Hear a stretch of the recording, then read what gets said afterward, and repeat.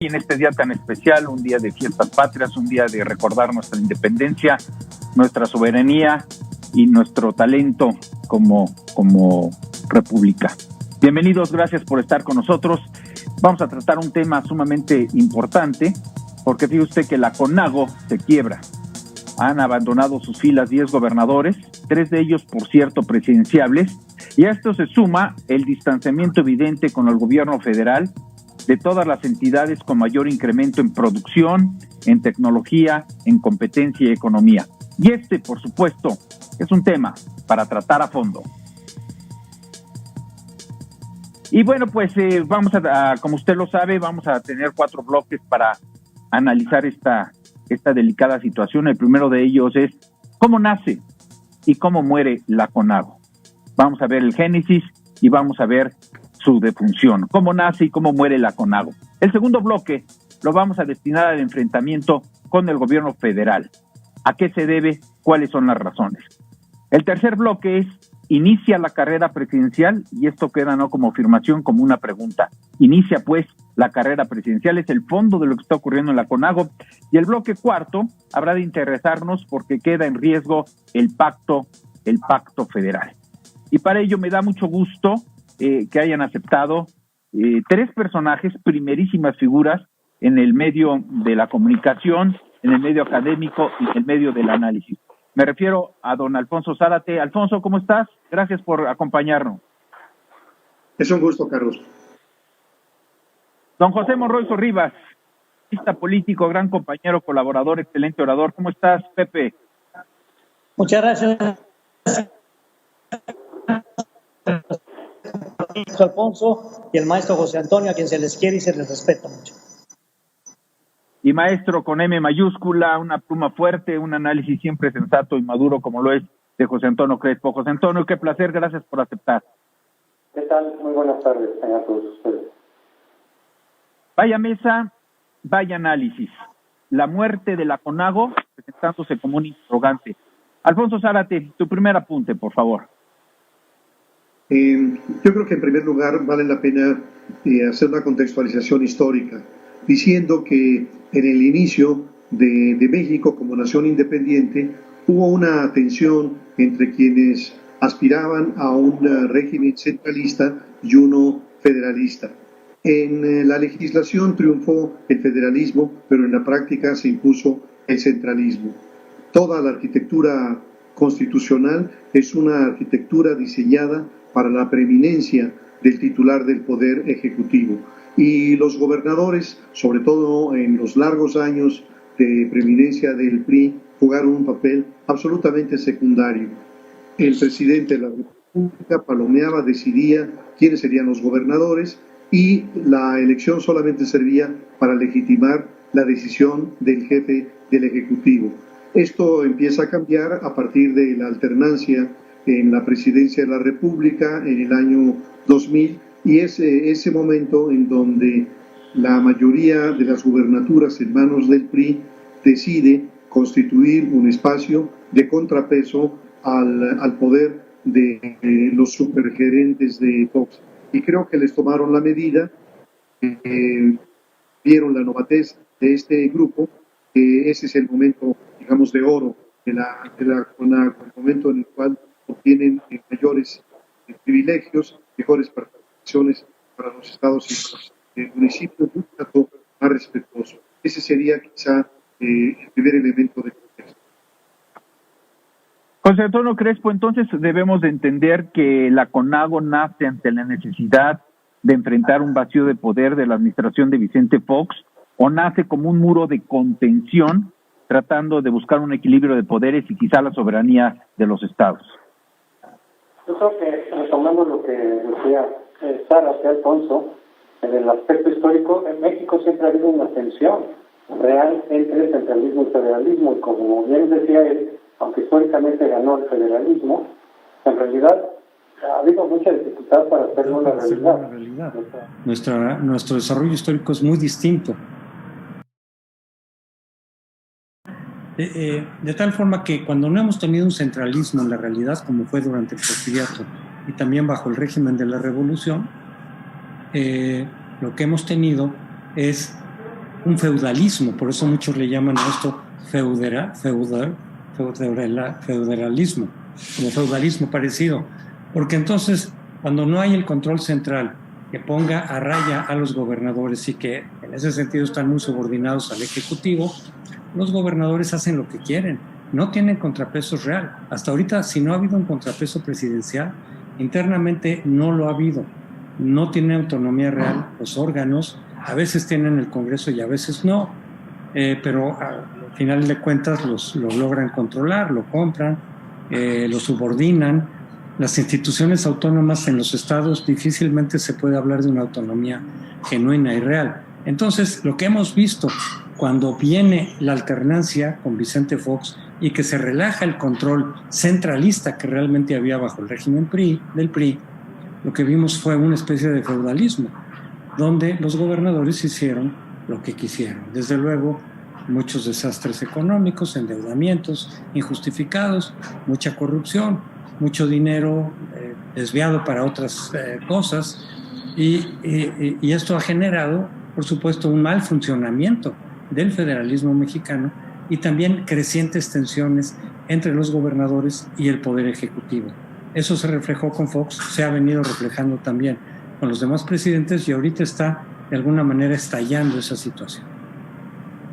Y a últimas fechas, José Antonio Crespo, ¿estimas que la gran rebeldía que se da, el rompimiento, lo favorecen, por ejemplo, el Bronco en Nuevo León o Alfaro en Jalisco?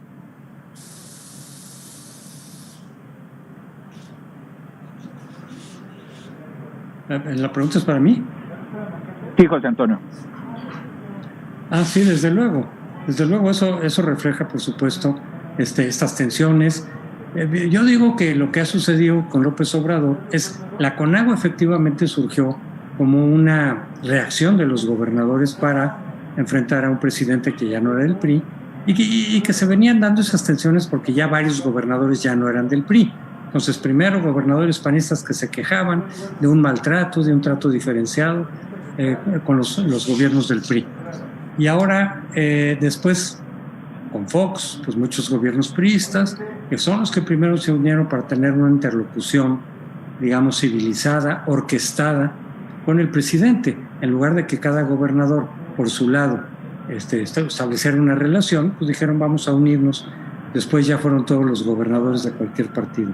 Ahorita yo creo que lo que quizá me estoy adelantando a toda la reflexión que viene, pero sí creo que con López Obrador llega a un punto, a un límite, este arreglo que se había dado con la CONAGO, porque López Obrador simple y sencillamente se cierra al diálogo, al igual que con muchos otros actores políticos, se cierra al diálogo, no oye, no atiende, y esa es la queja fundamental de los gobernadores que han decidido salir de la CONAGO. Pepe Monroy, entonces podemos inferir que todo esto se desarrolla primero ante un autoritarismo del Partido Revolucionario Institucional y ahora ante una sordera del gobierno federal encabezado por López Obrador. Pues mira, a mí me gustaría poner, coincidiendo con el maestro Alfonso y con el maestro José Antonio, poner una ficha de contextualización. O sea, la CONAGO es, al final de cuentas, una conferencia de gobernadores que tiene prácticamente pues 2 décadas de vida, más o menos, y que la han integrado 163 gobernadores de distintos partidos. Han tenido por lo menos 60 reuniones de carácter ordinario y ellos en sus propios estatutos o reglamentos tenían la posibilidad de establecer diálogos o relación con instituciones como Banco de México, la NUES, la Comisión de Derechos Humanos, el INE, la Consejería de la Judicatura, el Consejo Coordinador Empresarial, etcétera. Y también, por supuesto, con organismos internacionales. Lo que me parece fundamental en este primer bloque del análisis de cómo nace es que el artículo 117 constitucional, y lo sabe perfectamente el maestro Zárate y el maestro Crespo, es una especie de candado en donde no permite la posibilidad de que pueda haber acciones que puedan minar el pacto federal. Déjame decirlo así tan coloquialmente. Entonces lo que nace es un espacio de voluntad política, por supuesto, en un periodo en donde el PRI venía de bajada y pues, me parece que requerían esta especie de unidad. Un dato curioso es que Andrés Manuel López Obrador, que hoy ha roto literalmente con una tercera parte casi de los integrantes de la CONAGO, o ellos con él formó parte de la CONAGO durante 4 o 5 años cuando fue jefe del gobierno del Distrito Federal, por cierto, teniendo como compañero a quien hoy es el líder del Senado, a Ricardo Monreal, siendo gobernador de Zacatecas. ¿Por qué invoco este antecedente? Porque a mí me parece que lo que estamos viviendo es verdaderamente grotesco. Es una ruptura de voluntad política, que no exactamente jurídica ni constitucional, sino de voluntad política, de un espacio que, como decía José Antonio, permitía la posibilidad de que algunos excesos y algunas cosas que estaban por de más o por de menos se pudieran más o menos equilibrar en marcadores. Lo que sucede es que ahora 10 gobernadores dicen, ya no vale, yo estoy dándome de más, estoy esperando algo, me dices sí, me dices no, me marcas pautas para el COVID, luego me los quitas, viene Gatell, me dice, hasta que llegó un momento en que la bomba explotó. Pero hay que entender también que la bomba explota, entre otras cosas, por la necedad, la postura del jefe del Ejecutivo Federal, que a los gobernadores afiliados a donde él formó parte, pues hoy Carlos no les da mayor importancia. Se pueden ir 10 o 12 y el presidente pues hoy dará el grito y mañana dará la mañanera y sigue en su discurso de ahí. A ver, entonces pasemos, si nos permiten, a esto que es el segundo bloque, que nos habla sobre el enfrentamiento con el gobierno federal. Quizá de manera mediática, maestro Alfonso Zárate, tuvo el mejor ejemplo con Silvano Aureoles de Michoacán, cuando le mandó un video durísimo en contenido con una crítica severísima al presidente López Obrador por su entonces naciente visita a Washington con el presidente Trump. ¿Ahí iniciará realmente este enfrentamiento o ya venían los raspones desde antes? Yo creo, Carlos, que venían desde antes y me parece interesante identificar cuando menos 4 temas que van a anticipar y que van a disparar este deslinde. En primer lugar, diría yo, el estilo personal de gobernar. Es decir, tenemos un presidente que tiene un estilo de gobernar arrebatado, atropellante, y los gobernadores, desde luego, y más en este momento, reclaman su propia legitimidad. Y si le dice el presidente, tan legítimo como es usted, somos nosotros, que también llegamos a la gobernatura a través de un proceso electoral en donde nuestra sociedad nos confirió este mandato. En segundo lugar, creo que el otro factor muy perturbador ha sido el manejo gubernamental de la pandemia. En distintos momentos han hecho pronunciamientos muy críticos al doctor Hugo López-Gatell, señalando las inconsistencias, los errores, los costos de todo esto, y ese ha sido otro elemento de tensión. Un tercer elemento es el reclamo por una revisión al pacto fiscal, que es un reclamo que lleva muchísimo tiempo atrás, pero que hoy, ante las condiciones de penuria en las finanzas públicas de la Federación y de los estados, se agudiza.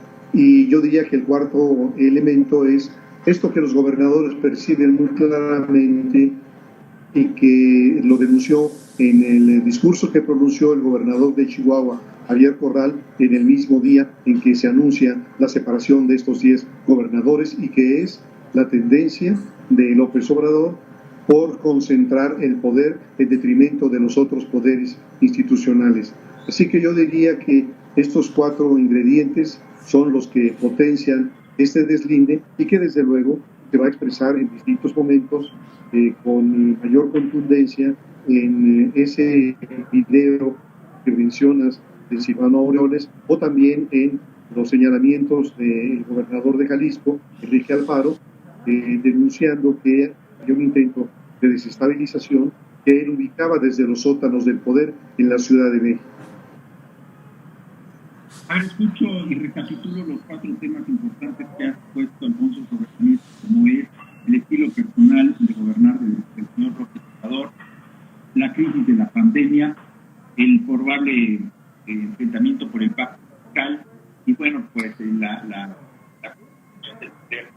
preguntaría a Pepe Monroy, en este esquema podríamos añadir un quinto elemento ya de ejercicio de la violencia.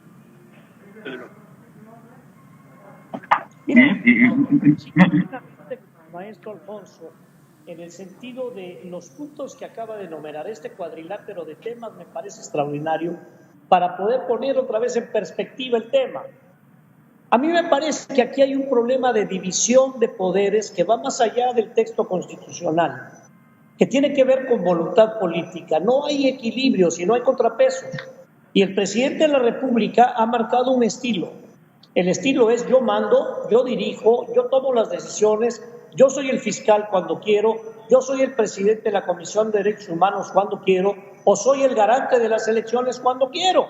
Y como la querramos ver, ahí está la unidad de inteligencia financiera, tan temerosa como antes el CISEN, o ahí están las mañaneras, en donde el presidente unge, perdona, indulta, castiga, exonera, exhibe, aún sin tener las pruebas, o es capaz de rifar un avión que no hay avión para rifar. Pero al final de cuentas estamos metidos en un estilo de gobernar que en estricto sentido, pasara lo que pasara en la consulta de la revocación del mandato, que yo sigo creyendo que es una bola de humo, al presidente le quedarían en estricto sentido 4 años. Y hay 2 expertos en el panel que lo saben, porque votamos, o se votó, yo no voté por él, para una elección de 4 años. En este orden de ideas, yo lo que apuntaría, Carlos, es que me parece fundamental que en una república del siglo XXI, por favor, no podemos estar utilizando procedimientos, formas, métodos, liturgias y rituales del siglo XIX o del siglo XX. Queremos arreglar problemas de la actualidad en donde la tecnología invade al mundo y el presidente de repente, bueno, pues va con el discurso de los 70s, con sus documentos de los 70s y con lo que él leyó en los 70s. Yo terminaría este puntico diciendo, a mí me parece fundamental el hecho de cómo se puede generar contrapesos de a de veras, no contrapesos en donde el presidente de manera unilateral se enoja con un periodista y que Dios bendiga al periodista, se enoja contra un medio de comunicación y que Dios bendiga al medio de comunicación, se enoja contra un empresario y cuidado porque ya no va en esta parte. El presidente no ha terminado de instalarse, en mi opinión, lo digo de manera respetuosa, como jefe de Estado, es un candidato en permanente campaña. Y entonces, como dice el maestro Alfonso, y yo lo suscribo, ¿dónde están los contrapesos? ¿Dónde están los contrapesos? ¿Quién le hace un poco de contrapeso? Porque la Corte, diría yo, comillas, el Consejo de la Judicatura, comillas, el INE, comillas, y de repente cuando vemos los resultados, la verdad es que te entra por lo menos la suspicacia. ¿Dónde hay más violencia, José Antonio Crespo? ¿En las calles o en el discurso presidencial en las mañaneras? Bueno, violencia letal desde luego en las calles, con el crimen organizado, la delincuencia, pero políticamente sí hay una violencia permanente casi todos los días del discurso presidencial, en donde está ese binomio polarizador de los que no están conmigo están contra mí, y por lo tanto contra el pueblo y también contra el país y también contra el progreso, y en cambio están en favor de la corrupción y de seguir robando y de los abusos del pasado. Entonces eso desde luego que genera confrontación, se está alimentando desde las mañaneras diariamente, se está alimentando ese fuego, esa confrontación, ese ánimo de persecución política, si se quiere, por ahora, de los seguidores de López Obrador contra todos los que son críticos, contra todos los que le objetan, desde luego contra los adversarios formales, los partidos políticos. Pero retomando lo que han dicho mis colegas, efectivamente se podía incluso anticipar esta confrontación entre gobernadores y el presidente, porque muchos veíamos que López Obrador no iba a estar cómodo, de alguna forma lo adelantaba en el discurso o en sus hechos, en su forma, en su estilo personal, de que no está cómodo con la descentralización política que es propia de una democracia, no está cómodo con las instituciones autónomas, no está cómodo con la división de poderes. O sí lo puede decir en el discurso, pero a la mera hora trata de concentrar el poder, por supuesto. En el Congreso tiene mayoría, está sometiendo a las instituciones autónomas y a las que no puede someter las descalifica, las presiona, las amenaza políticamente. Y con los gobernadores, que también son otro nivel de descentralización política y de contrapesos, por supuesto, más en una república federal, pues también se veían tensiones desde el mismo momento que llegó López Obrador a la presidencia.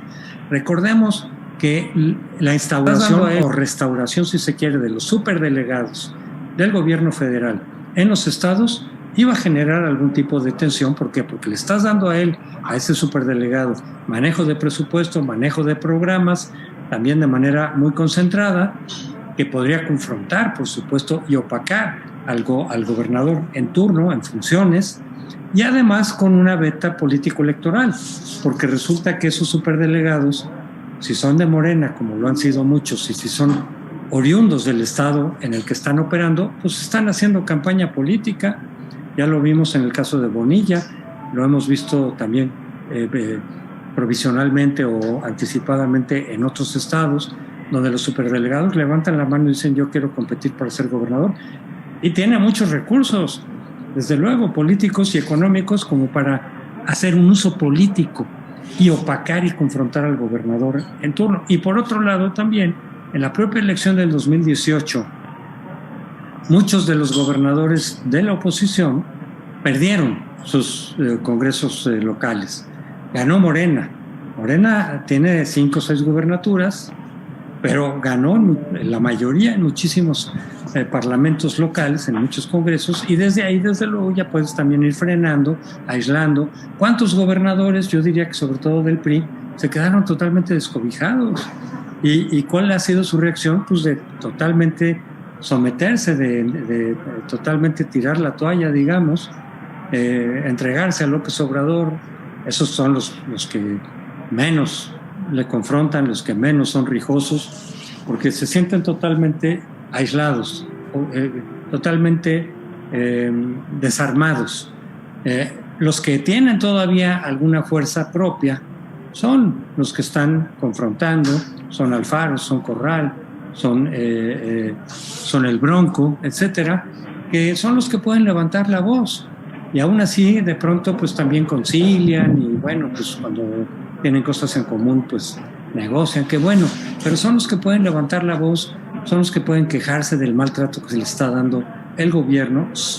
Pero eso viene desde antes de la pandemia. Estoy de acuerdo que con la pandemia todo esto se ha tensado mucho más, pero desde antes viene. Recordemos, nada más para ver cómo se gestó, digamos, este disenso, esta confrontación. Recordemos que en las giras de López Obrador en los diferentes estados llegaba gente de Morena a burlarse, a reclamarle, a gritarle al gobernador, ahí presente junto con López Obrador.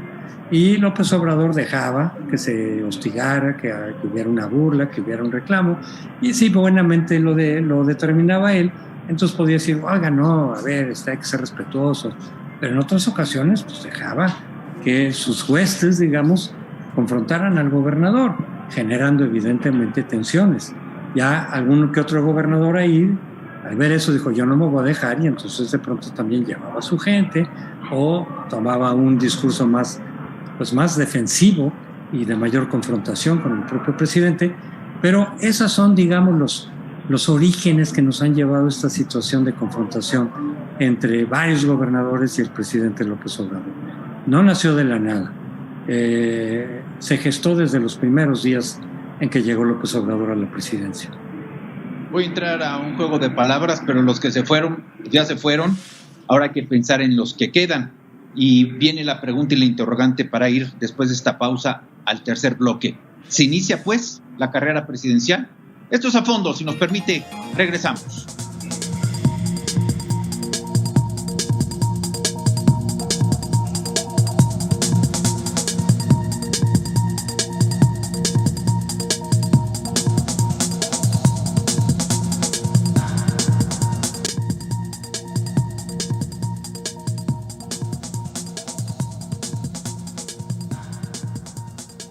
Muy bien, pues inicia la carrera presidencial, digamos, fue la concentración de poder de López Obrador que motivó esta inyección de adrenalina para que se lanzaran por lo menos 2 o 3 personajes de estos gobernadores salientes para levantar la mano a la carrera presidencial. ¿Cómo ven el asunto, Pepe Monroy? Mira, yo quisiera, antes del comentario sobre ya el arranque de la carrera presidencial con la decisión de la CONAGO, referir a algo que José Antonio estaba describiendo y que me parece que es fundamental. Entre las grandes contradicciones y los grandes agravios a los gobernadores, que no hay que desconocer, ahora sí que, como diría el clásico, haya sido como haya sido, son generales 5 estrellas. O sea, hay atrás una votación, una elección, un proceso, y ellos se sienten, dentro de su jurisdicción, pues desde luego que tienen cierto tipo de facultades. Bueno, no me quiero meter a profundidades del tema de soberanía, autonomía, independencia, etcétera, porque nos mete un tema de filosofía y de derecho constitucional y de teoría del Estado de otro tamaño. Pero son personajes, Carlos y amigos, de tal manera que cuando el presidente dice, yo voy a descentralizar las secretarías de Estado, el ISSSTE se va a Colima, y ahí está todo el mundo en Colima buscando viviendas, etcétera, para ver cómo colocan a 100,000 trabajadores. El tema se quedó atorado. Y esta es una y otra y otra y otra y otra. Y el presidente no se quiere juntar con ellos. Y el presidente manda a una interlocución que es la secretaria de Gobernación, que si trae vena le pega y si no trae vena no le pega. Y entonces me parece que sí, de repente resulta legítimo eso de que pues, yo te doy, dame proporcionalmente. No me digas que vas a usar parte del dinero que yo te doy para tus 28 programas de impacto social, cuyo padrón, por cierto, todavía no conocemos. En ese orden de ideas, está claro pues, que los Alfaro y los Silvanos, derivados y similares, pues pueden decir, esta es una coyuntura para adelantar, ojo, un liderazgo en el consenso de los gobernadores, que no hay que olvidar también, está el caso de Silvano o el caso del propio Alfaro, que no hay que olvidar que la CONAGO en algún momento, fue todo un espacio político dentro del PRI, con los gobernadores priistas, cuando el famoso Tucón. Es decir, lo que quiero llegar es, finalmente son una fuerza, independientemente de estar juntos, de tener empatía o afinidad ideológica. Lo que sí es cierto es que esos vacíos el Ejecutivo Federal ha generado, ha propiciado, pues obviamente el apetito natural.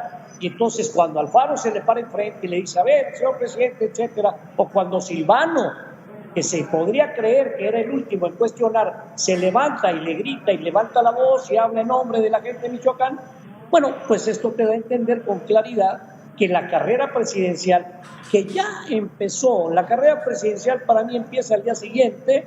Desde las gentes están en el gabinete, los que salen, los que entran, los que se mueven, y obviamente esos 30 y tantos jefes de gobiernos estatales que tienen su coto de poder, que tal vez, termino, en lo individual, pues pudieran significar X valor, pero si se toman de la mano como lo acaban de hacer, la decisión es una decisión fuerte. Estamos hablando casi de 1/3 del país que se sale de esa conferencia por no creer que sea un espacio de interlocución válida. Pero ¿hasta dónde, maestro Zárate, queda la fuerza, la integridad, la moral de la CONAGO en su conjunto? Cuando estamos hablando ya de aspiraciones presidenciales, pero hemos visto que los mayores escándalos de corrupción y de abuso de poder se han dado en algunas entidades. Puedo pensar con el señor César Duarte, Javier Duarte, puedo pensar años atrás con el Chueco allá en Quintana Roo, o vamos con Fausto Vallejo a Michoacán, o bueno, pues algunos que han saltado la frontera con la impunidad, el cobijo de la impunidad, como Ángel Aguirre Rivero en Guerrero por el asunto de Ayotzinapa. ¿Tiene un pacto con la moral, la CONAGO, para poder aspirar a alguno de ellos a ser presidenciable? Yo creo que es interesante lo que mencionas acerca del rol que han jugado los gobernadores. Me gustaría decir, en primer lugar, que en los largos años de preeminencia del PRI, los gobernadores eran empleados del presidente de la República y que el propio presidente que los ponía los quitaba. ¿En qué condiciones los quitaba? Lo hacía cuando un gobernador era notoriamente corrupto o notoriamente inepto, y cuando tenía el repudio del pueblo.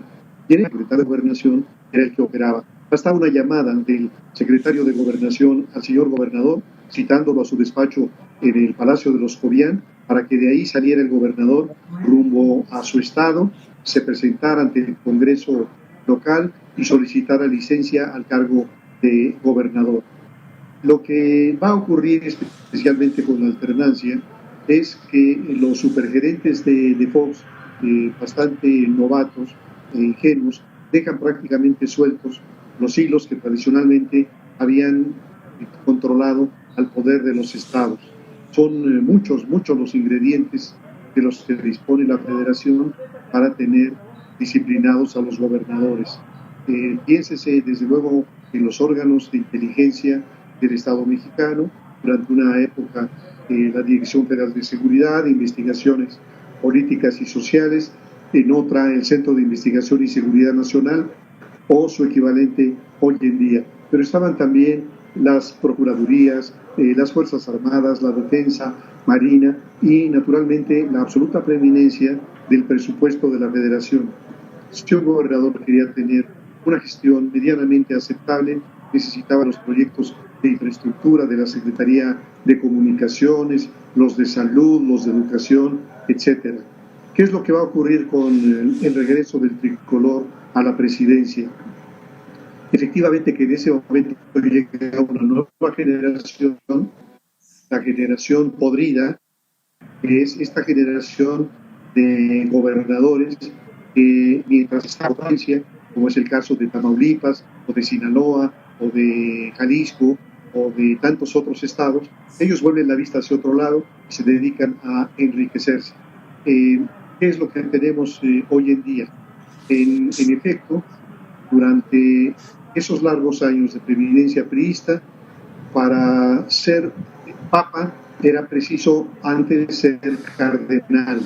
Es decir, esta expresión lo que quería decir es que en el juego de la sucesión no participaban los gobernadores, ni los magistrados o los miembros de la corte, solamente jugaban los miembros del gabinete. Pero esto cambia a partir del año 97, cuando el entonces gobernador de Guanajuato, Vicente Fox, anuncia que va a luchar por la candidatura presidencial y finalmente llega a la presidencia. Entonces ahí tuvimos a un presidente gobernador, lo mismo en el caso de Peña Nieto, y la se concentrará en torno a uno o dos quizá de estos gobernadores que puedan disputar la candidatura presidencial y después la presidencia. Pero naturalmente que el requisito para hacerlos viables y para hacerlos menos vulnerables es que gobiernen bien. Si eventualmente se presentan una candidatura con una cola muy larga, hay demasiados instrumentos para pisárselas, para dominar, de tal manera que quienes aspiren a ser candidatos y a jugar tienen que esforzarse en primer lugar por hacer una gobernatura de resultados eficaz y evitar que sus deficiencias o las corruptelas de sus colaboradores o de sus familiares los hagan más vulnerables. Pero sí creo entonces que hasta lo que se ve hoy, el candidato de Morena va a ser escogido por el presidente de la República, que será Andrés Manuel, el gran elector dentro de su partido, que él decidirá y que en consecuencia los que aspiran, Marcelo Ebrard, Claudia Sheinbaum, estarán buscando la manera de que el gran dedo de López Obrador lo señale para jugar en la competencia. Y del otro lado, creo que la opción que hable es un gobernador. Y desde luego que ese gobernador puede surgir de este grupo de deslinde o incluso de lo que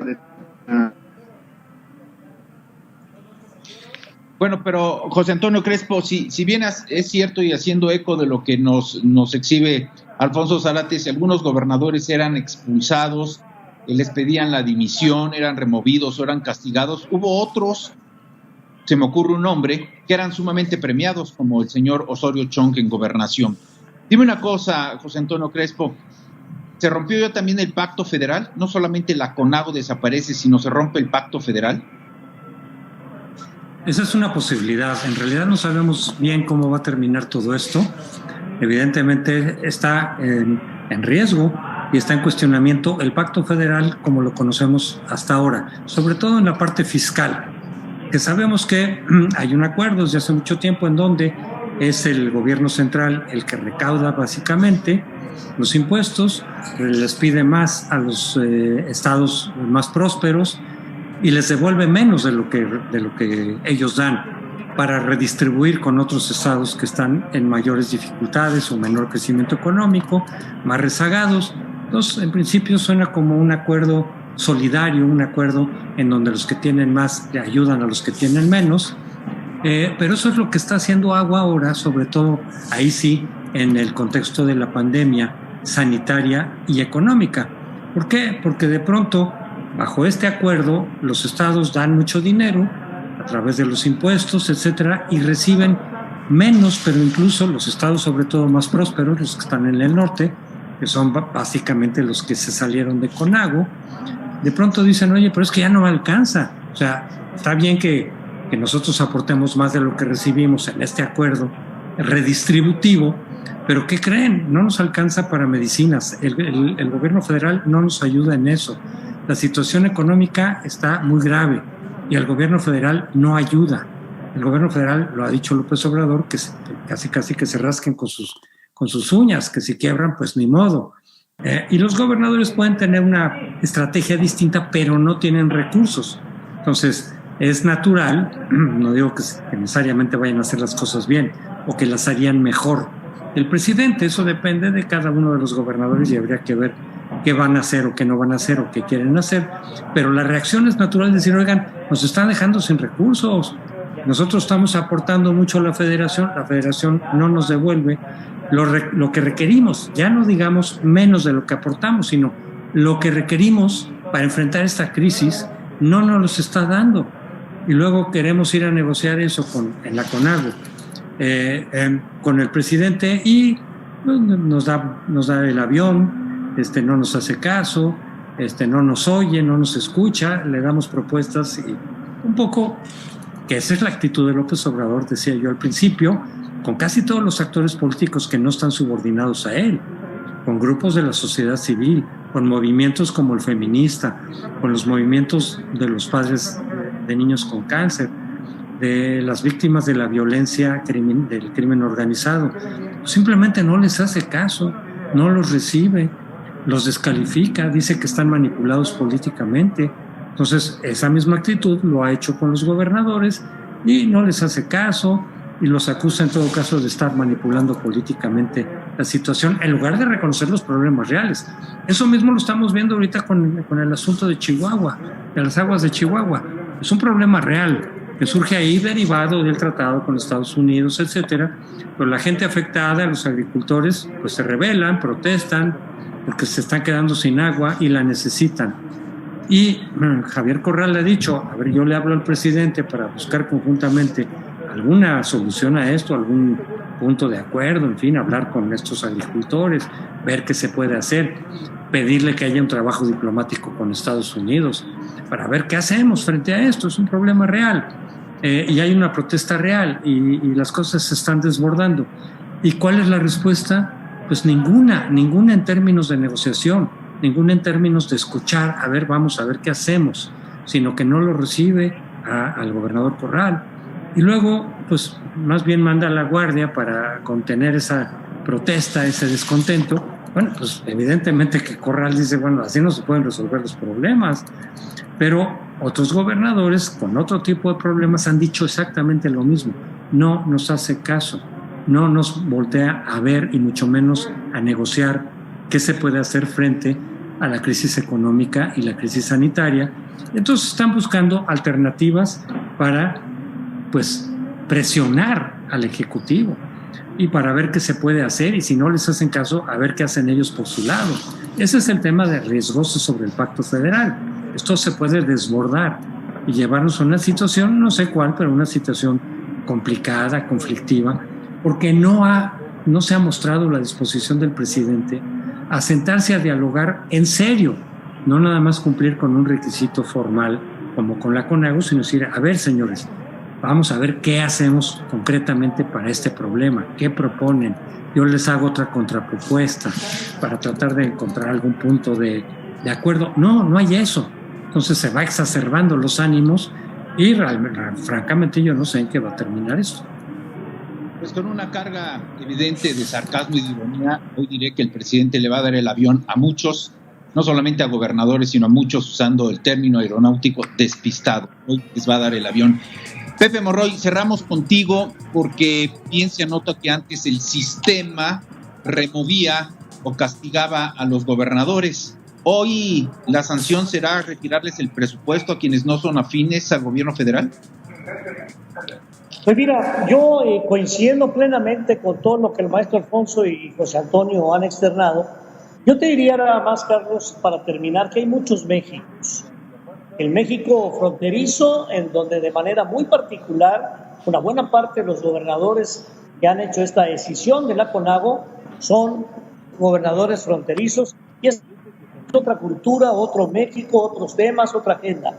Después te diría que me parece que el presidente, como jefe de Estado, en lugar de estar en la agenda de 360 grados, está pues viendo si enjuicia al presidente, si rifa el avión, o si García Lunas, o si le niega el partido, el INE, a Felipe Calderón y a Margarita y lo celebra. Me parece que anda en una agenda, yo insisto, aferrado de manera transversal, cruzando sus propios intereses políticos y haciendo a un lado cosas sustantivas, como acaba de decir José Antonio. Yo te diría solamente dos temas. Me parece que el tema de seguridad y el tema de salud, este desamparo de la federación, aparentemente al apoyo de las entidades federativas, me parece criminal. No es ni con mucho la actitud que debe de asumir un presidente que ya no es el jefe de Morena, sino que debe de ser, por supuesto, el presidente de todos. Yo terminaría diciéndote, yo no sé hasta dónde puede haber el castigo o el no castigo, porque ahora muchos de ellos ya no tienen el jefe político como en la hegemonía del priismo, que como dice el maestro, pues los llamaban a Bucareli, les daban una llamada y se acabó la gestión. Pero lo que sí creo es este pronóstico que hace José Antonio. ¿Quién sabe en dónde vaya a parar este primer intento de decisión? Si viene de parte del jefe del Ejecutivo, falta de sensibilidad, no los oigo, no los veo, no los escucho, no me interesan, probablemente, Carlos, ojalá y no, sea el cerillo que está haciendo falta para que pueda haber un polvorín que se le pueda salir de control al presidente con a lo largo del programa. Bien, vamos a hacer una pausa, regresamos de inmediato para las conclusiones, si es que las puede haber para este tema. Esto es A Fondo, volvemos.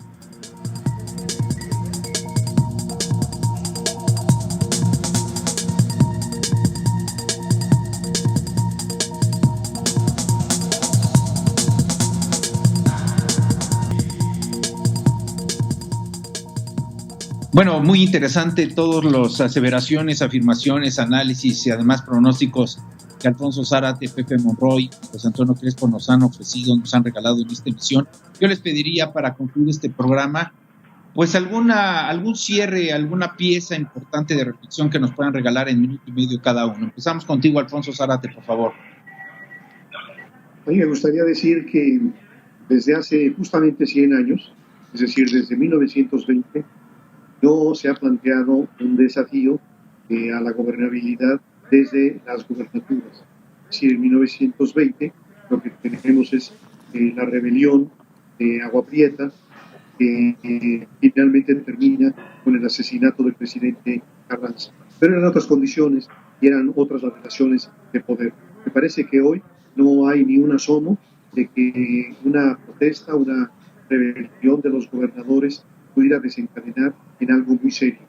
Mi impresión es que este desencuentro sí generará tensiones, sí generará, digamos, algunos inconvenientes en términos de funcionamiento del federalismo defectuoso que tenemos, afectar de alguna manera la gobernabilidad, pero que de ninguna forma puede equipararse a lo que vivimos hace 100 años. Los gobernadores rebeldes finalmente tratarán de buscar una mejor manera de llevarse con el presidente de la República, de arreglar de la mejor manera las cosas, porque la asimetría de poderes es tal que jugarse a una confrontación más total implicaría jugar a las patadas con Sansón, y están de por medio los habitantes, las sociedades de esos estados, y no pueden ser tan irresponsables de ponerlas en riesgo. Ojalá y así sea, maestro Zárate, porque antes de la ceremonia virtual que habrá de llevarse a cabo allá en Michoacán por el grito de independencia, acaban de recordar aquel granadazo en la plaza cívica más importante de Morelia, cuando el gobernador era Leonel Godoy. José Antonio Crespo, 1.5 minutos, por favor. Sí, yo diría algo en relación con si esto está vinculado con la sucesión presidencial. Yo creo que no, de entrada no. Yo creo que aquí se precipitaron los tiempos. Yo creo que aquellos gobernadores que eventualmente busquen la posibilidad de ser candidatos, como podría ser Alfaro, se ha hablado también de Javier Corral, que quizá se lance al ruedo, pero yo creo que ellos estaban marcando los tiempos. Sería demasiado pronto jugar por esa vía a 4 años de que se dé la próxima elección presidencial. Yo creo que simplemente estos problemas, esta situación, esta salida de la CONAGO se fue dando por la situación que estamos enfrentando, pero que no está pensado en términos de la sucesión presidencial. Eso vendrá después, y de hecho, cuando ellos ya dejen de ser gobernadores, porque también es mucho más difícil hacer una confrontación con el presidente con fines de la sucesión presidencial, cuando todavía eres gobernador y tienes una responsabilidad. Cuando dejen de serlo, entonces sí, irán acomodando sus fichas y establecerán su estrategia, pero yo creo que no tiene mucho que ver con esto que estamos viendo.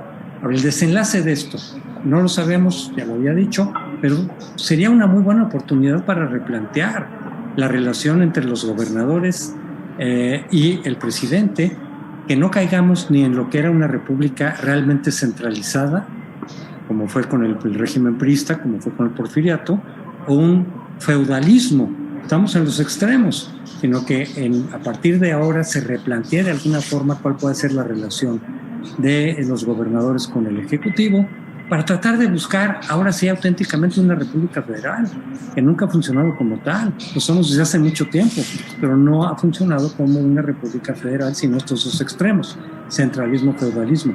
Ojalá que si hubiera la disposición tanto de los gobernadores que se van y que los que llegan, sobre todo, pero sobre todo del presidente de la República, para sentarse a ver cómo se puede replantear un auténtico federalismo respetuoso, desde luego, pero eficaz en términos políticos, cosa que no hemos tenido hasta ahora. Licenciado Monroy Rivas.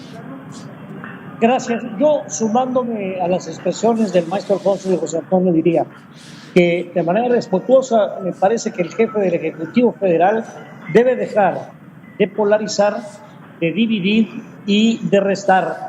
Debe sumar, multiplicar y unir bajo cualquier esquema.